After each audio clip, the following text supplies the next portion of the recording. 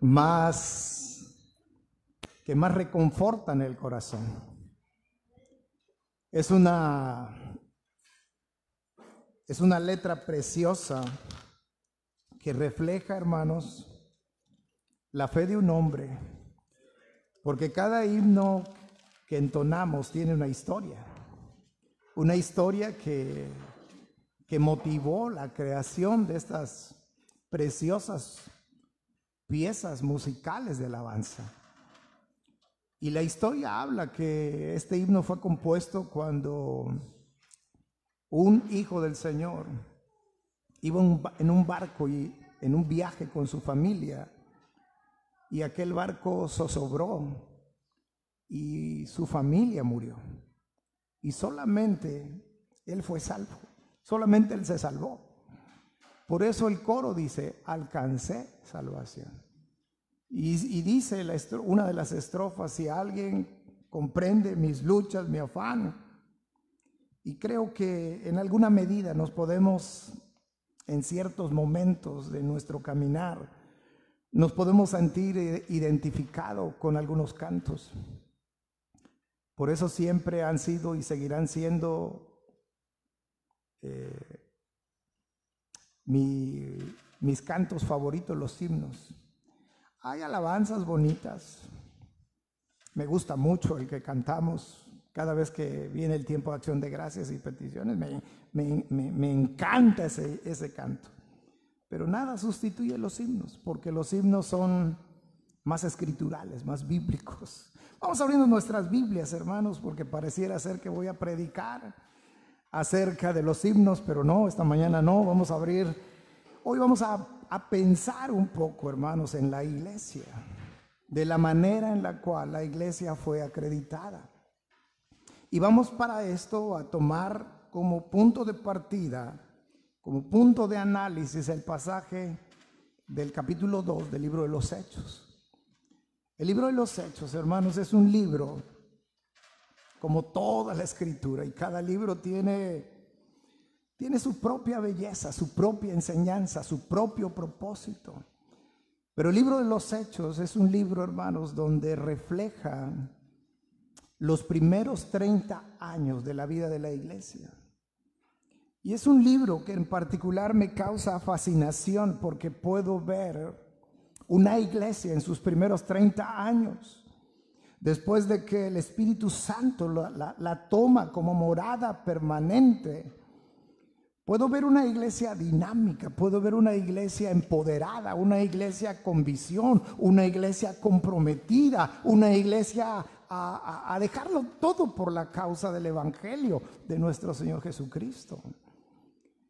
Y el libro de los Hechos es un libro donde muchos cristianos han tropezado, porque es uno de los libros donde la iglesia evangélica de nuestros días ha sacado algunos pasajes fuera de su contexto, y es donde se han fundamentado herejías que hoy son practicadas dentro de la iglesia.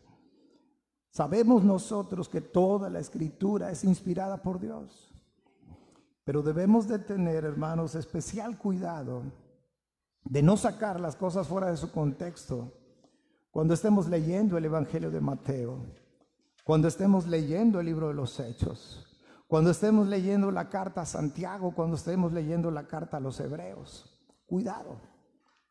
No es que hay un hermano que dice son libros peligrosos. Bueno, si no tenemos cuidado, podemos tropezar sacando algunos versículos fuera de su contexto.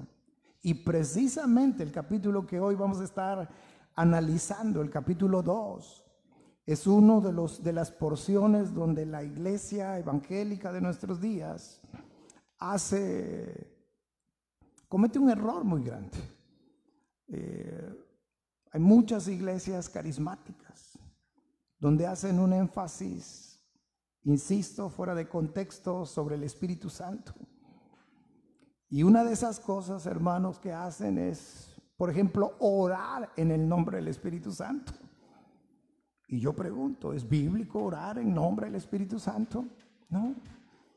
¿En nombre de quién tenemos que orar entonces? En el nombre del Señor Jesucristo.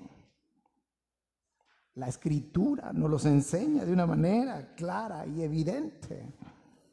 Ahora, cuando llegamos aquí, dice el capítulo 2, versículo 1, que cuando llegó el día de Pentecostés, estaban todos unánimes juntos. Y una de las primeras cosas que quiero hacer resaltar esta mañana es el momento en el cual se llevó a cabo ese evento que marcó el inicio de una nueva era, el inicio de una nueva dispensación, una nueva etapa.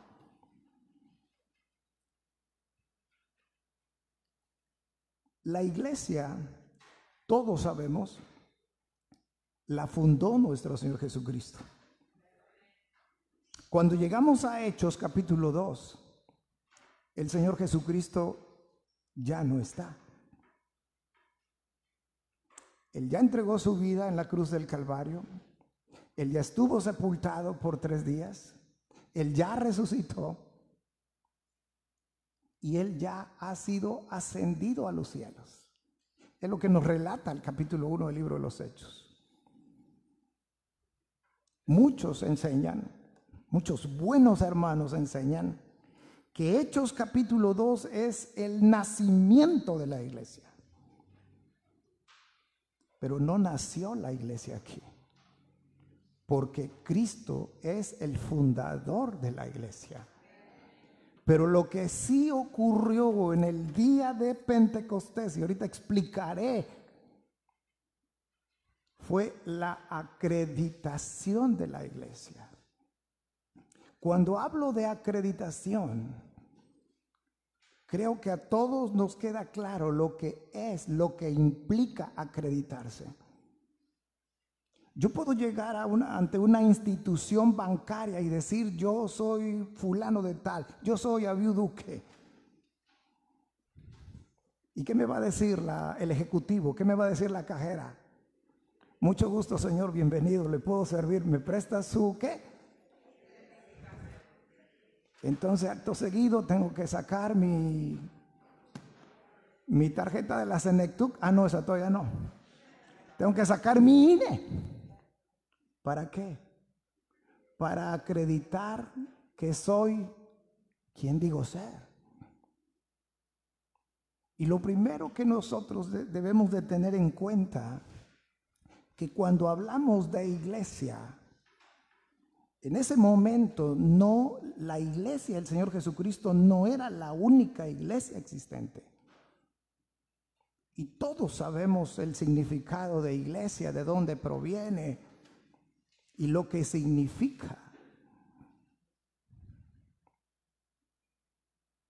Pero tan solo les recuerdo ciertos grupos existentes en ese momento. Estaban los fariseos,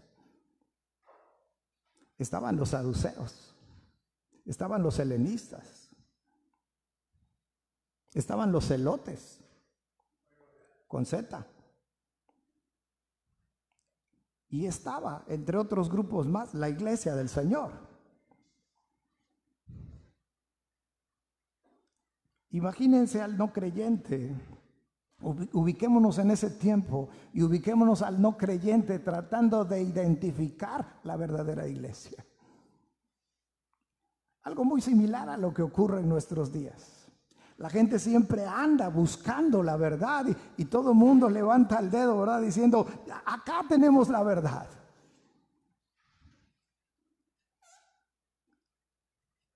Era necesario que la iglesia fundada por el Señor Jesucristo se acreditara como la verdadera iglesia. Así como nosotros tenemos que sacar algunos documentos con validez oficial que nos acreditan ser quien realmente decimos que somos. La iglesia en su momento necesitó marcar la diferencia y acreditarse para que notaran quién era realmente la verdadera iglesia del Señor. Y eso Dios lo hizo a través de la presencia del Espíritu Santo en la iglesia.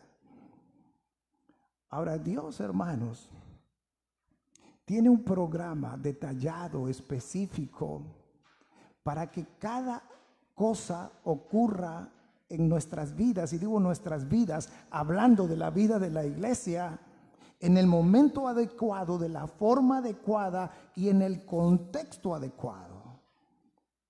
Hoy se ha señalado mucho que Dios tiene sus tiempos, Dios tiene sus formas. ¿Lo notaron? Bueno, Dios también preparó el tiempo en el cual la iglesia fuera embestida por el poder del Espíritu Santo.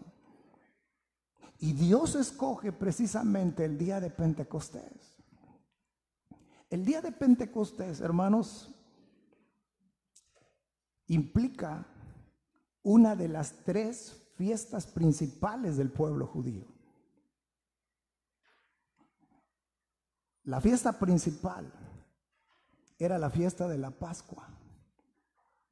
Y la fiesta de la Pascua fue precisamente el momento en el cual nuestro Señor Jesucristo fue crucificado.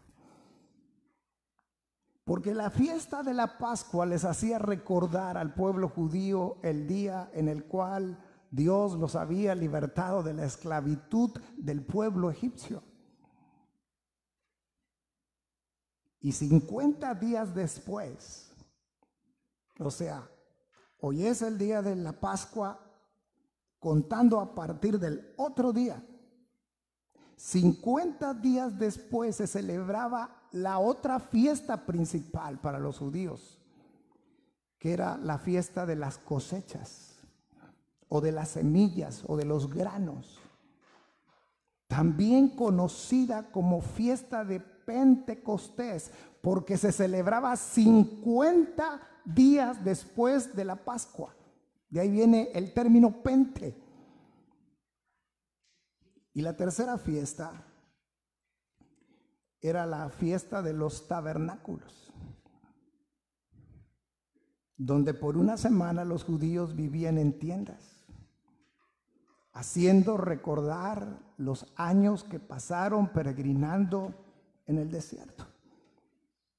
Cuando leemos versículo 1 del capítulo 2 del libro de los Hechos, teniendo esto en conocimiento, ya sabemos en qué momento Dios quiso tomar a la iglesia como morada de su Santo Espíritu. Y lo hizo en el día de Pentecostés.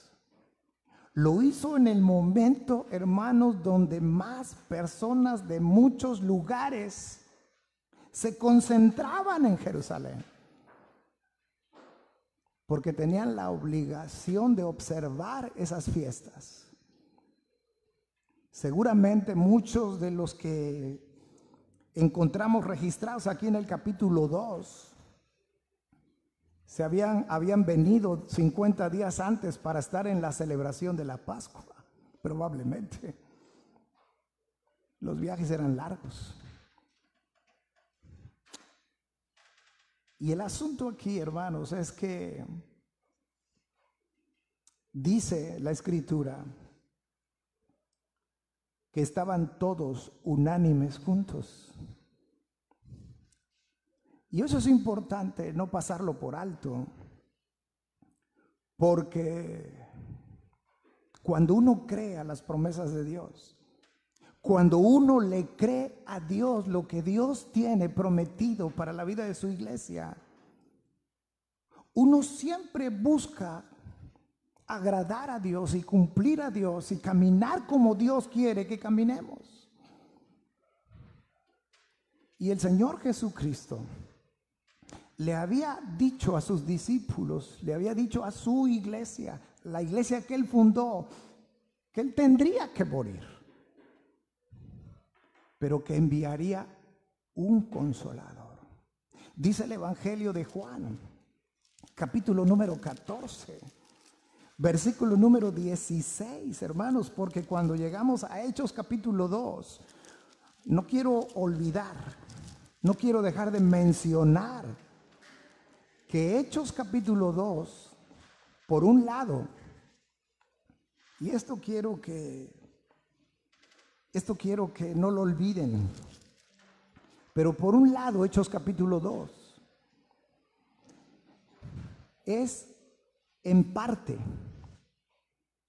el cumplimiento de la profecía registrada en el libro de Joel.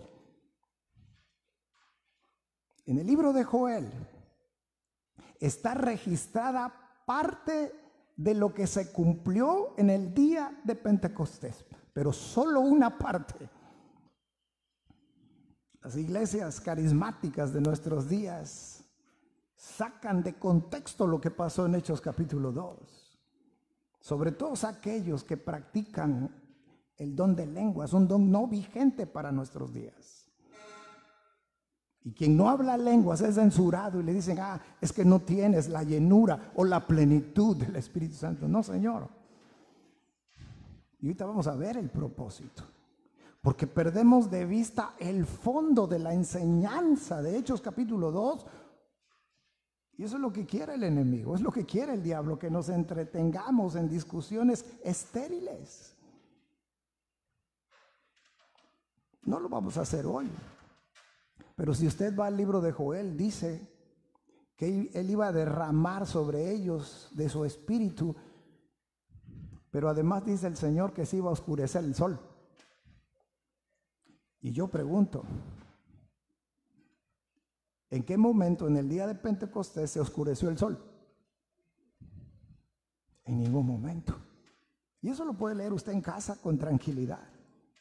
Y es un argumento para cuestionar, a ver, ¿por qué esto no se cumplió aquí?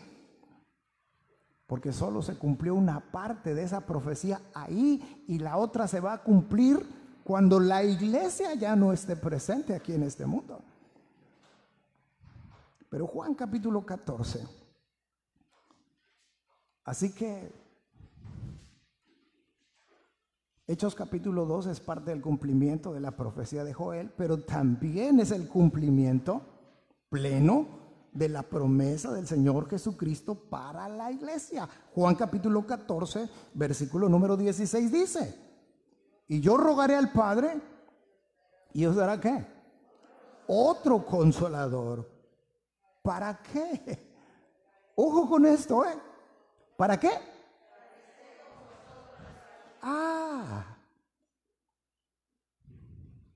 Porque hermanos, cuando a mí me preguntan, o cuando yo enseño, ¿cuál es el contexto de Hechos capítulo 2? Yo nunca digo, es el día en el cual el Espíritu Santo vino.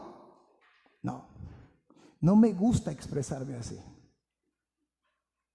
sino lo enseño diciendo, es el día en el cual el Espíritu Santo tomó como morada permanente a la iglesia.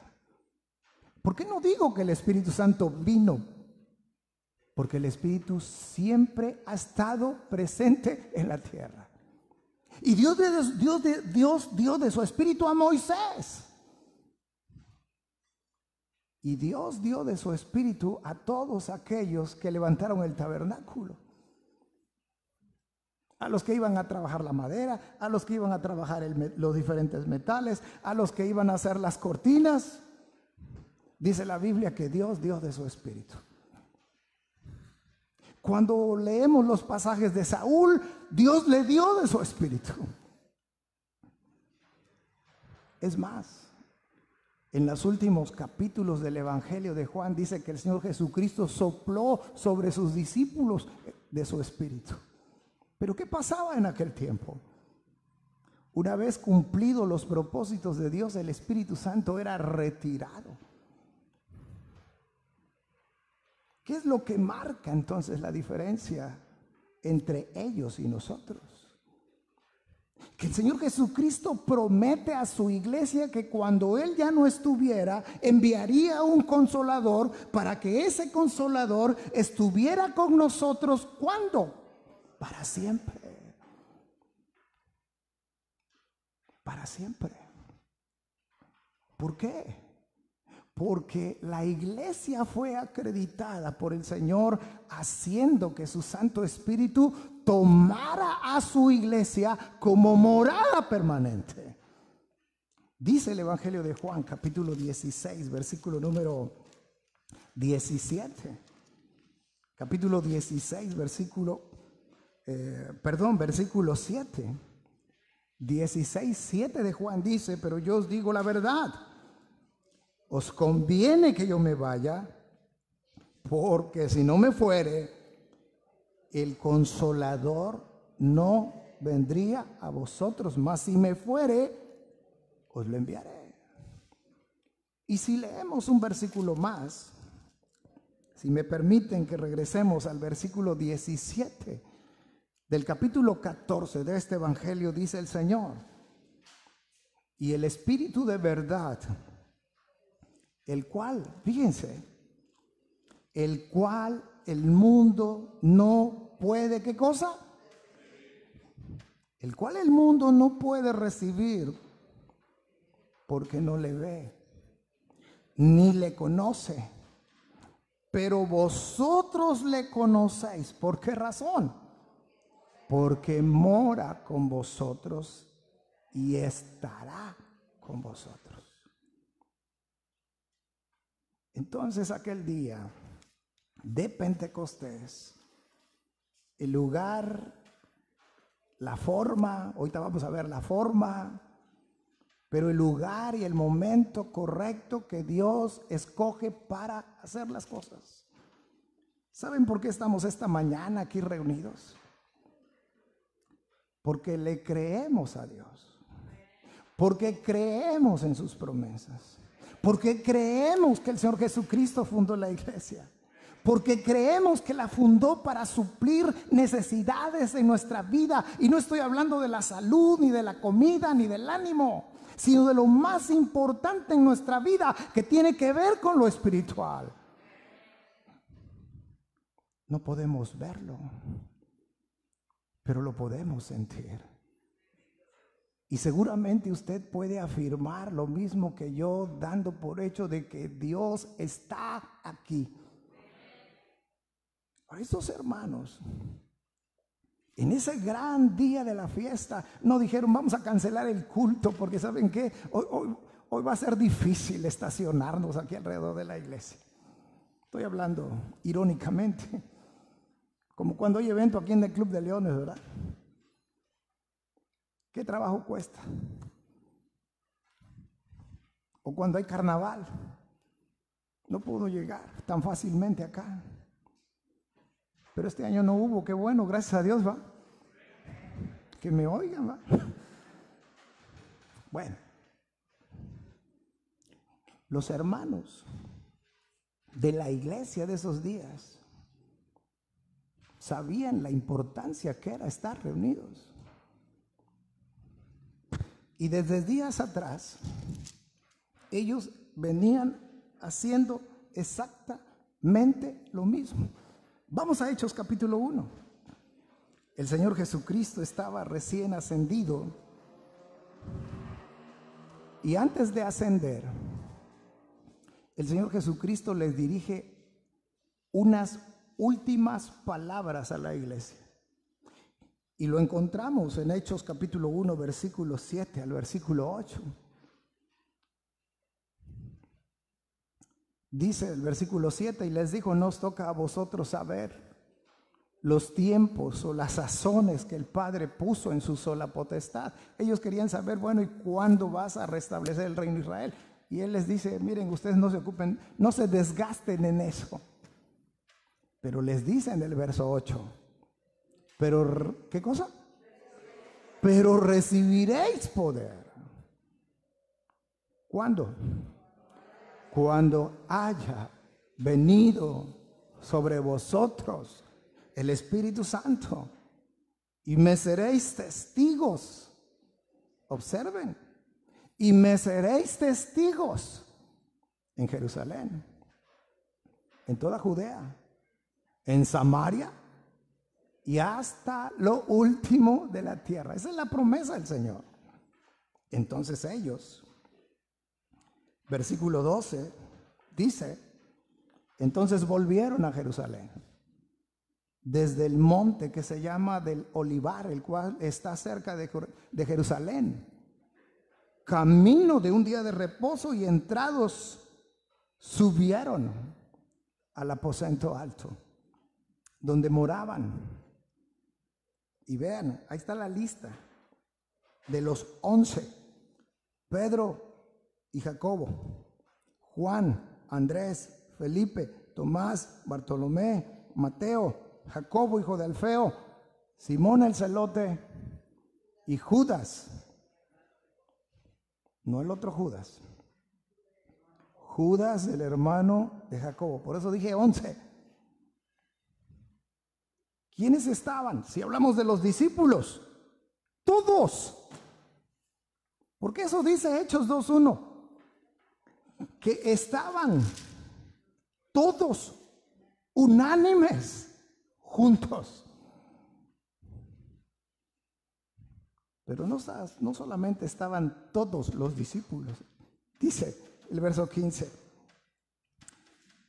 todos estos perseveraban como hermanos, unánimes, porque a veces estamos juntos pero no revueltos, a veces estamos juntos pero no estamos unidos. No es lo mismo estar juntos que estar juntos y unidos, porque a veces estamos juntos y cada quien camina por su lado. La iglesia de aquellos días estaban juntos, sí, pero además estaban unánimes, sintiendo la misma cosa, pensando la misma cosa, creyendo la misma cosa, esperando la misma cosa. Y dice el versículo 14 que todos esos perseveraban unánimes. ¿En qué, hermanos? En oración. Imagínense que la iglesia de esos días les hubieran mandado en el grupo de WhatsApp una lista de 50 enfermos más o menos. Ay, no. ¿Y qué tal si oro? Señor, tú los conoces por nombre, tú conoces cada situación, Señor, bendito seas, Padre. Vámonos a otra cosa. No. Esa iglesia estaba haciendo un frente común. Estaban juntos. No se fueron cada quien a llorar que el Señor se había ido y vete a saber cuándo va a restablecer el reino. Unidos, unánimes en oración y ruego. Y no podía faltar quien le da sazón a la vida de una iglesia. Voy a quedar bien con las hermanas hoy. Con las mujeres, dice. Con las mujeres. Y con María, la madre de Jesús. Y con sus hermanos. Y con sus hermanos. Quiero leer un último verso hoy que no pensaba leerlo, pero para que sepamos de cuánto era más o menos la membresía de la iglesia. Verso 15. En aquellos días Pedro se levantó en medio de los hermanos y entre paréntesis pone el Señor. Y los hermanos reunidos eran como, más o menos, como 120. Como 120. No está diciendo que eran 120, no, más o menos. ¿Por qué hago énfasis en esto? Porque después de haber entendido qué día se llevó a cabo esto y cuál era la actitud, cuál era la disposición, cuál era la fe de los hermanos, se mantuvieron juntos. Dice el verso 2, porque las formas que Dios tiene de hacer las cosas son especiales, siempre son distintas. Nosotros lo esperamos de una manera y Dios nos sorprende haciendo las cosas de manera distinta. Y vean lo que dice el versículo 2, versículo 3, versículo 4. Y dice, y de repente, o sea, de manera inesperada, vino del cielo un estruendo como de un viento recio que soplaba. No fue un viento recio, No fueron 120, eran ¿cómo? Es como si ahorita que salgamos de aquí de la reunión, vamos a casa y decimos como ¿cuántos hermanos habría hoy? Bueno, yo no puedo saber exactamente a menos que me ponga a contar, a ver, 1, 2, 3. Voy a decir, fueron 40 o fueron 50. Puedo decir, pues creo que como 40. Y no va a faltar el que va a decir, no, fueron tantos. ¿Cuántos somos hoy, hermana Grisela? ¿Qué pasó con la tarea? No, no es cierto, es broma, hermana. Es que ella siempre me saca de duda cuántos fuimos. Entonces no fue un viento recio. Fue como, ¿queda clara esa palabra?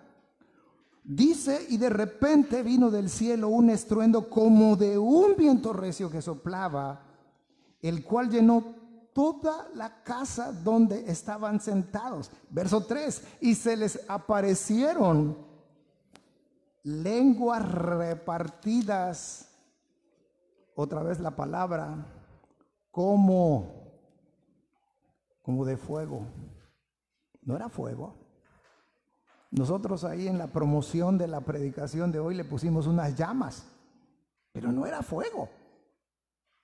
Era como de fuego, asentándose sobre cada uno de ellos, y fueron todos llenos del Espíritu Santo y comenzaron a hablar en otras lenguas según el Espíritu les daba que hablasen. Ahora,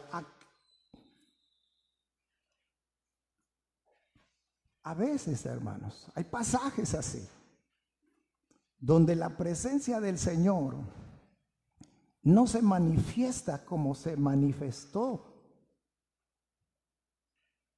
el acto, el hecho de que el Espíritu Santo tomara como morada permanente a la iglesia. Hay veces que el Señor manifiesta su presencia con un silbido. Y eso me hace recordar un pasaje del Antiguo Testamento, donde pensó que Dios venía en medio de un torbellino, en medio de los truenos, en medio de los relámpagos. No, Dios se manifestó con un silbido apacible, dice la Escritura. O sea, sin tanta. Sin embargo, Dios acá, ahora, quiso llamar la atención de propios y extraños, haciendo que se manifestara una especie como de un viento recio, un gran ruido, un gran estruendo para llamar la atención. Y Dios lo que hace es de permitir, porque lo que sucede a continuación, verso 5, lo voy a leer de una vez, por lo que voy a explicar. Dice el verso 5, moraban entonces en Jerusalén judíos, varones piadosos de todas las naciones bajo el cielo. Y hecho ¿qué? Estruendo. ¿Qué ocurrió después de eso? Imagínense que hago así. Hasta brincaron. Perdón a lo que espanté. Estoy tratando de ejemplificar y estoy tratando de evitar que se duerman. Pero imagínense un ruido así. De repente uno está en casa y oye un impacto, ya sabemos que fue un choque. No vamos a arreglar nada, pero salimos de chismosos. Queremos ver si hay sangre, queremos ver qué tanto daño provocó un carro a otro, quién tuvo la culpa, y parecemos ajustadores, ¿va? Le queremos quitar el trabajo al hermano Julián, hermano David. Pero ¿qué nos llama la atención? El golpe, el ruido. Bueno, no lo mismo. Algo así. Entonces, dice que hecho este estruendo, lo clásico, lo de todos, se juntó la multitud y estaban confusos porque cada uno les oía hablar en su propia lengua. Ahora, fíjense lo que Dios hace, hermanos. Dios hace todo esto para que no quede dudas de lo que Él está haciendo ese día en su iglesia. Porque imagínense que solamente hubiera sido a nivel de la iglesia. Y todos los no creyentes no se daban cuenta. Decir, están inventando estos. No. Hubo una manifestación que pudieron sentir. Y nosotros sabemos lo que significa el viento. Porque cuando vienen de esos nortes fuertecitos, que sentimos fríos los veracruzanos, a veces no podemos ni caminar. Sabemos lo que es el viento. Ellos sintieron aquello que fue como viento, pero además vieron aquello que fue como lenguas repartidas de fuego, pero además oyeron. Aquellos hermanos que habían sido embestidos por la presencia del Espíritu Santo, oír hablar en otros idiomas. Que quede claro esto, porque de repente oigo cosas raras. No quiero parecer que me estoy burlando, no quiero ridiculizar, pero lo que hoy se oye de lenguas, saber qué dice. Les decía la semana pasada, no sé inglés, ¿se acuerdan? Bueno, pero sí sé cuando alguien está hablando inglés. No sé alemán, pero sí sé cuando alguien está hablando alemán, o francés, o ruso, lo que sea. Pero lo que hoy algunos dentro de la iglesia practican, no sé qué es. Pero lo que sí sé es que no es de Dios. No tengo dudas en decirlo, no tengo empacho en decirlo, no es de Dios. Entonces no quedó duda alguna, porque sintieron, vieron y oyeron. A tal grado, hermanos, que la iglesia del Señor, una vez que fue tomada como morada permanente de su espíritu, todos empezaron a hablar en otros idiomas. Claro que la gente llegó espantada y dijo, bueno, ¿qué está pasando? Ya nos aventaron una bomba atómica aquí, ¿qué pasó? A ver, cuéntenos. Y empezaron a escuchar que hablaban en otros idiomas. Estaban confusos. Y dice el verso 7, y estaban, salud, y estaban atónitos y maravillados, diciendo, mirad, ¿no son galileos todos estos que hablan? ¿Cómo pues les oímos nosotros hablar cada uno en nuestra lengua en la que hemos nacido? Ahora nosotros, hermanos, 2000 años después, estamos leyendo estos pasajes y poco analizamos los pasajes, poco lo observamos inclusive los pasajes. Pero no nos olvidemos que hay un dato, 2 capítulos después, capítulo 4. Después de que Pedro y Juan, Dios los usó como un instrumento en sus manos para hacer un milagro. Fueron encarcelados, fueron amenazados. Y las autoridades de esos días se maravillaban, dice, porque eran gente del pueblo, gente del vulgo. O sea, no había preparación. ¿Quién era Pedro? ¿Cuál era su oficio? pescador. Y sin embargo, Pedro, puesto en pie, se paró y dijo: varones hermanos, y empieza a predicar un sermonzazo que miles de personas creyeron en Cristo Jesús. Dijeron: bueno, ¿y este de dónde? No estudió ni la primaria. Y sin embargo, ¿sí me explico? Ahora, hermanos, Dios había hecho eso. Donde experimentaron, donde sintieron, donde vieron y donde oyeron. Y la multitud se maravillaba. La multitud estaba atónita, o sea, no lo podía creer.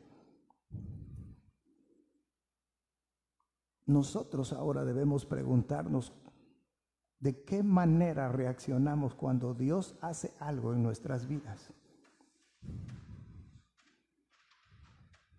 ¿De qué manera reacciona usted cuando ve claramente la obra de Dios actuando en usted?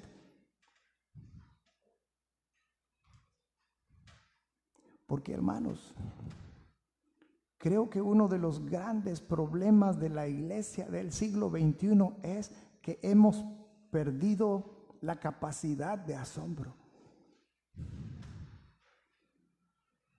Dios hace las cosas y dice: pues está bien. Él me tiene que cuidar. Él me tiene que proveer. Él me tiene que dirigir. Él me tiene que sanar. Él me tiene que eso. A los míos también. Y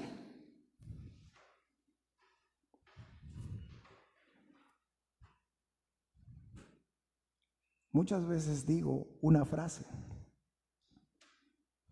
Y no es que quiera ponerme como ejemplo, pero ojalá que todos lo digamos. Dios nunca deja de sorprenderme. Porque no podemos asumir las cosas como un hecho.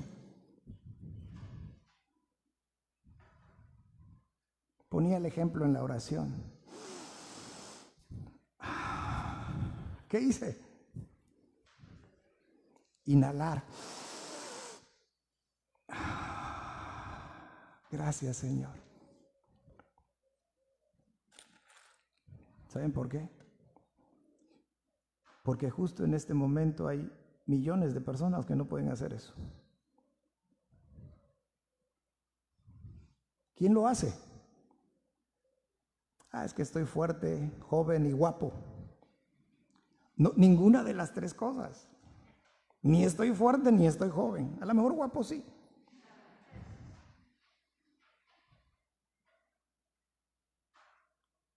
Es Dios. Gracias, Señor. Gracias.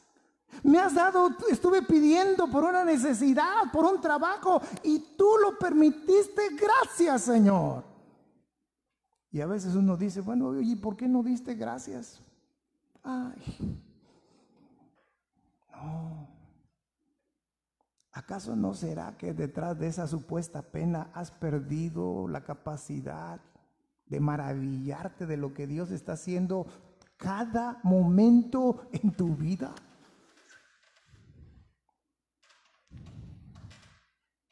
Y eso nos cuarta a veces, hermanos. No tan solo reconocerlo en cada suceso de nuestra vida, a cada momento, sino nos quita el privilegio de glorificar su nombre. Porque las obras de Dios son maravillosas. Nadie puede hacer las cosas que Él hace. Si seguimos leyendo, dice aquí, hermanos,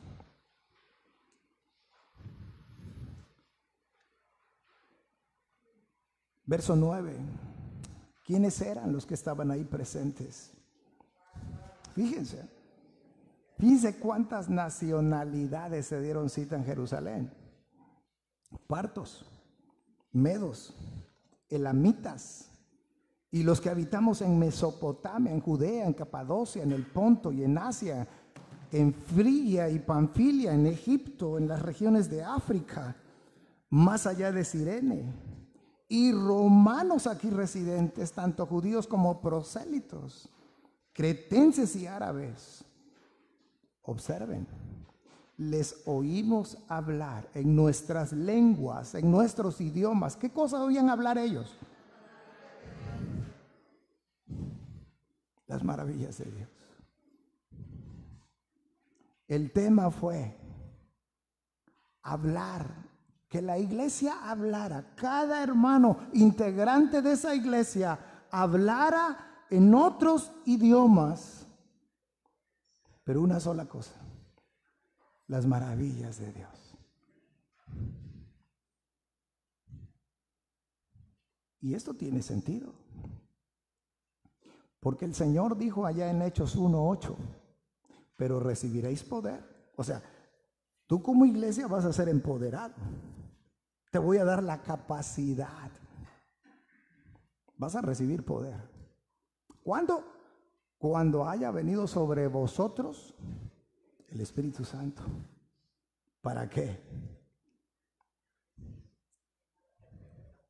Para decir que nosotros somos muy espirituales.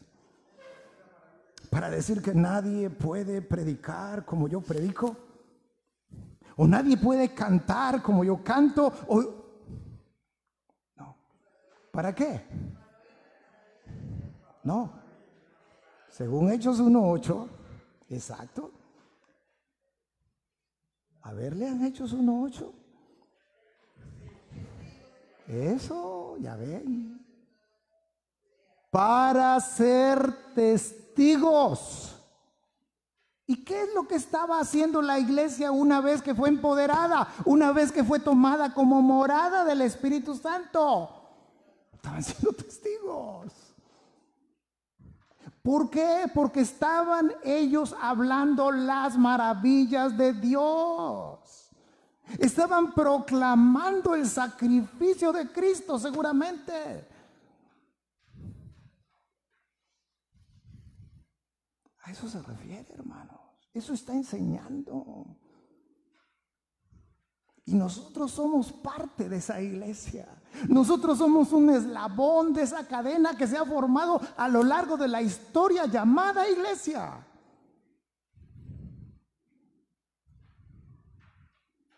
Cuando la iglesia está así con su Señor, la iglesia nunca perderá su capacidad de asombro en lo que Dios hace. Si la iglesia está así con su Señor, siempre va a procurar caminar juntos y de manera unánime, esperando y aguardando las promesas que el Señor ha dado para la vida de su iglesia. Y sin desaprovechar cada oportunidad que Dios nos da para proclamar sus maravillas. Porque hemos sido llamados a una sola cosa, hermanos: a ser testigos. Quiero terminar esta tarde leyendo el verso 12.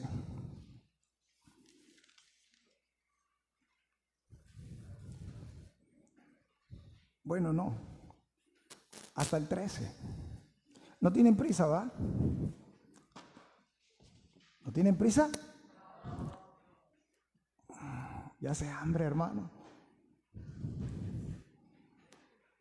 ¿Para qué se levantó tarde? ¿Para qué no desayunó? No, no es cierto, hasta el verso 13. Media hora más y nos vamos. Dice el verso 12: y estaban todos atónitos y perplejos, diciéndose unos a otros: ¿qué quiere decir esto? Ahora, si nosotros recapitulamos las experiencias de algunos hombres a lo largo de la Escritura, donde Dios ha hecho una manifestación, podríamos decir, sobrenatural, siempre se han hecho una pregunta similar: Por ejemplo, les voy a platicar de un hombre que aprendí su historia desde que yo era un parvulito, Moisés. Moisés un día andaba pastando el ganado de su suegro y vio algo más allá de lo natural. Y él vio, ¿qué vio? Ya estaba yo a punto de llamar a uno de los niños. Él vio que el pasto, la zarza, estaba ¿qué? Ardiendo. Bueno, hasta ahí todo normal, pero ¿cuál es lo que va más allá de lo natural? Que la zarza ¿qué? No se quemaba. Moisés quería saber por qué la zarza ardía y no se consumía. Ya me estoy remontando a aquellos ayeres. La hermana me está acompañando con el canto. Y Moisés se hizo una pregunta.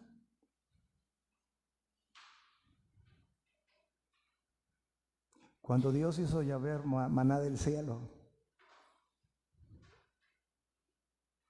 no lo conocían. Hicieron una pregunta también. ¿Qué es esto? Y lo mismo ocurrió en el día de Pentecostés. No solamente, hermanos, no debemos de perder nuestra capacidad de maravillarnos de la manera como Dios está obrando en nuestra vida, sino también tenemos que preguntarnos por qué o para qué más bien Dios está permitiendo eso, para qué Dios está haciendo eso en nuestras vidas. Porque Dios nunca hace nada por accidente o por casualidad. Dios siempre tiene propósitos. ¿Para qué? ¿Usted cree que sea una casualidad que hoy estemos aquí, que usted esté aquí? No. Termino con el verso 13. Porque donde Dios se manifiesta, también el diablo se manifiesta. Dice el verso 13, mas otros, burlándose, decían, están borrachos. Eso estaban diciendo. Están llenos de mosto, o sea, están llenos de licor, están borrachos, están embriagados, no saben lo que dicen, no saben lo que hacen.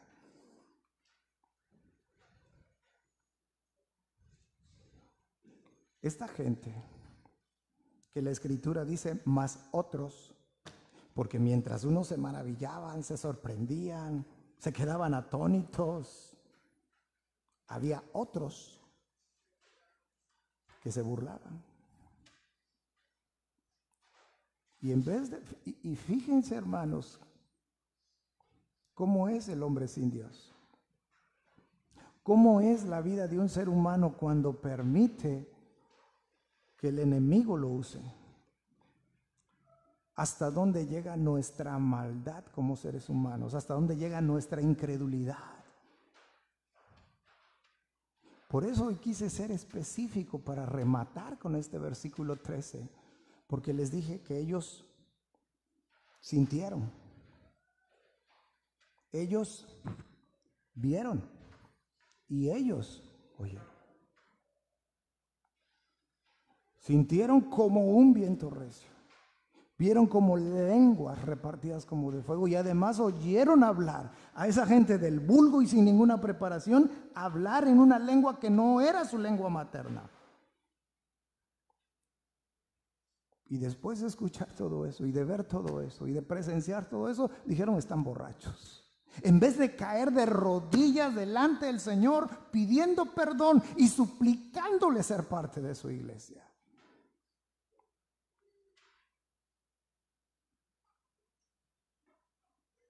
Siempre he enseñado a esta iglesia, hermanos,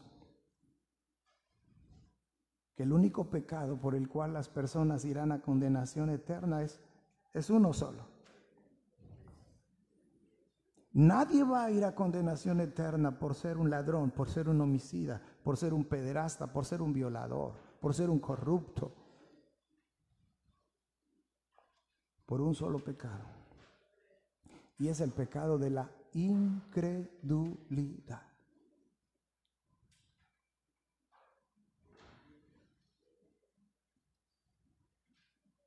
Nosotros, aún como creyentes,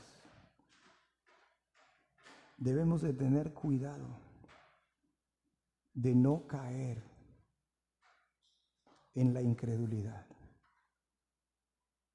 Y quizás alguien se choquee con esto que estoy diciendo, decir, ¿cómo siendo creyente puedo caer en la incredulidad? Sí, muchas veces caemos.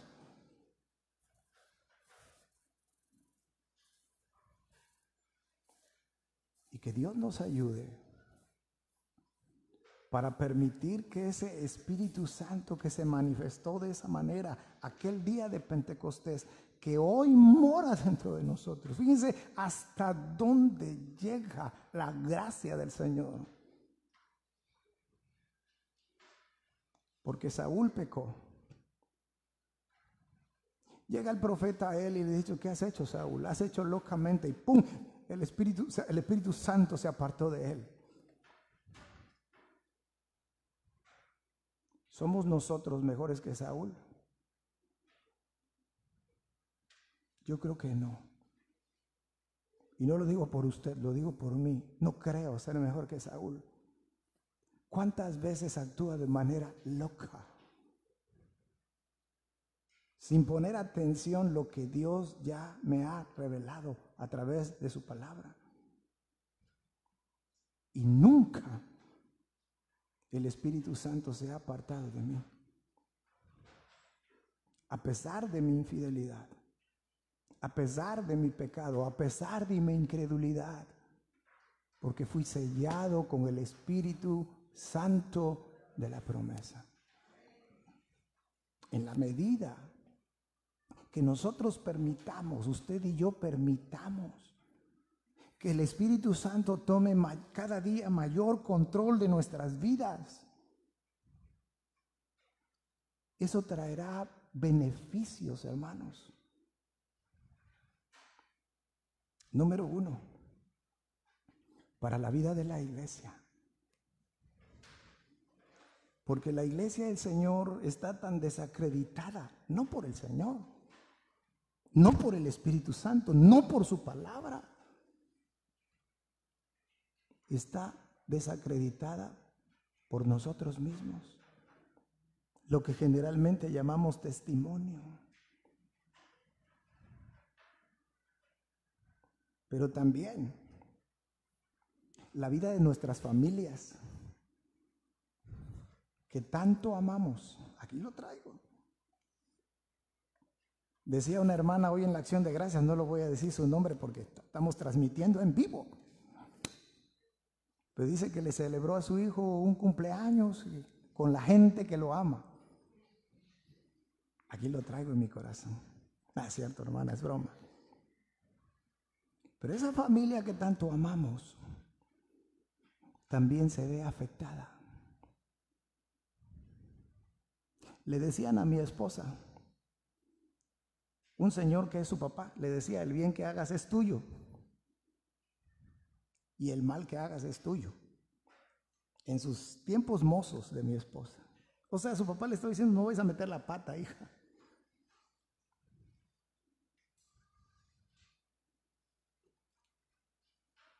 El bien que nosotros hacemos es nuestro, pero también para nuestra familia, hermanos. Y el mal que hagamos no solamente es para nosotros, también es para nuestra familia. Entonces, hay implicaciones más allá de nosotros. Y el Señor, con tanto amor, todavía nos advierte. Efesios 4:30 dice, y no contristéis. Y cada vez que nosotros, hermanos, le damos rienda suelta al pecado, a la carne, ¿saben qué estamos haciendo? Contristamos al Espíritu Santo. Y luego perdemos la capacidad de asombro, perdemos la capacidad de glorificar a Dios, de ser un instrumento en sus manos. perdemos poder. Dios nunca va a utilizar un utensilio que no esté limpio. Nunca, hermanos. Yo estoy convencido que si yo llego a su casa y le pido que me regale un vaso con agua, y aunque usted tenga toda la pila de trastes hasta acá, no haya un vaso limpio en su casa, usted no me va a servir en un vaso sucio. Con todo el dolor de su corazón tendrá que lavar el vaso, porque por algo está la pila de trastes, Dios sabrá, ¿no? Pero lavará usted el vaso y me pondrá agua en él. Ahora, si nosotros somos capaces de hacer eso, ¿usted cree que Dios va a usar algo que no esté limpio? La iglesia somos nosotros. La iglesia es usted, la iglesia soy yo. Y desde aquel día de Pentecostés el Señor nos revistió con su poder para ser sus testigos. Así que, amados hermanos, que Dios nos ayude a cumplir el propósito que Dios ha fijado para cada uno de nosotros. Que no perdamos nosotros la capacidad de asombro de las maravillas que Dios hace en nuestras vidas todos los días.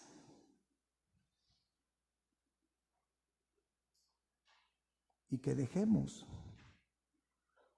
de alimentar la carne y que alimentemos más el espíritu. ¿Quién gobierna nuestras vidas? Lo que más alimentamos. Si usted alimenta más la carne, si yo alimento más la carne, ¿quién va a dominar? La carne. Que la carne va a crecer, se va a poner fuerte. Y el espíritu, todo lo contrario. Pero si alimento más el espíritu es el que se va a fortalecer y la carne va a menguar. Pongámonos en pie, hermanos. Vamos a despedirnos en oración. Que el Señor siga bendiciendo la vida de su iglesia. Que el Señor que el Señor siga bendiciendo más y más la vida de cada uno de ustedes, la vida de su familia.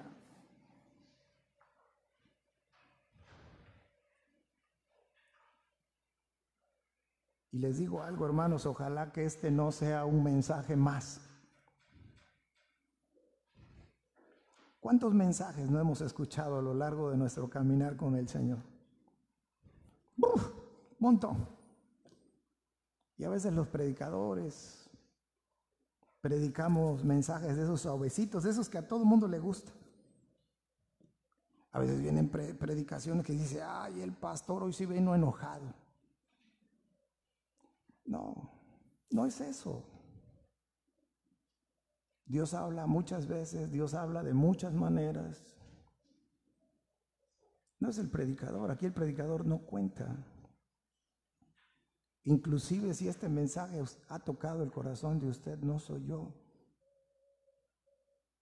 es Dios quien lo lleva a la reconsideración, a la reflexión, al arrepentimiento, para ponerse a cuentas delante del Señor. Así que oremos. Poderoso Dios y buen Padre que moras en los cielos, en este mediodía, Señor, en esta tarde ya, porque el tiempo ha transcurrido casi sin sentido. Tenemos, Señor, que alabar y bendecir tu nombre, pero también tenemos que decirte gracias por tanta bendición, por tantas maneras como las que hoy has bendecido nuestra vida, Señor. Desde el momento en el cual empezamos nuestro tiempo de oración hasta este punto en el cual estamos por marcharnos de tu casa de oración. Gracias por amarnos de la manera como lo haces. Y hoy, Señor, nos has alimentado de la manera como lo has hecho justamente por amor. Gracias por considerarnos en todo momento. Sigue obrando en nuestras vidas, Señor.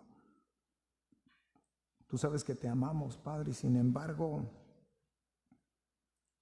a veces perdemos el objetivo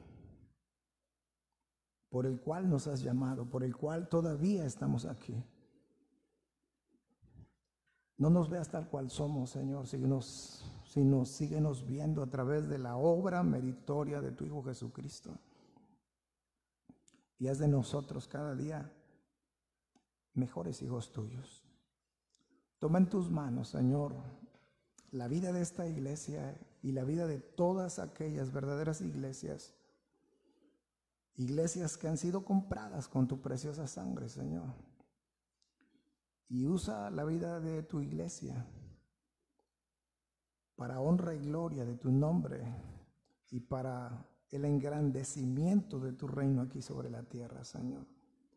De manera particular y específica este mediodía oro por esta iglesia, Señor, por los que hoy han estado aquí, por los que han seguido esta transmisión. Tú los conoces. Y tú conoces, Señor, la condición espiritual con la cual hemos llegado a tu casa de oración hoy. Pero gracias por habernos traído, Señor. Porque sé que si nos has traído justamente hoy a tu casa es por un propósito. Que todo propósito sea para honra y gloria de tu nombre, Señor. Toma en tus manos la vida de todos los aquí presentes. Toma en tus manos la vida de sus familias que ellos están representando, Señor. Que tu buena mano siga estando en nosotros y con nosotros, Señor. Y que aún de las experiencias dolorosas, tristes, nosotros podamos encontrar que de todo ello hay un propósito de parte tuya, Señor. Así que despídenos en paz. Tú conoces toda necesidad. Estamos orando por tantas cosas, por tantas necesidades, que lo más importante siempre es todo aquello que concierne con la vida espiritual, Señor. Despídenos en paz, despídenos con gozo. Que esta semana sea una semana de victoria, en la cual podamos serte agradables en todas las cosas que hagamos, Señor. Bendito seas hoy y siempre, en el nombre que es sobre todo nombre, en el nombre de nuestro Señor Jesucristo, y todos decimos amén. Hermanos, que el Señor nos siga bendiciendo, no dejemos de orar unos por otros, no dejemos de saludar por favor a nuestras visitas, que el Señor nos siga bendiciendo.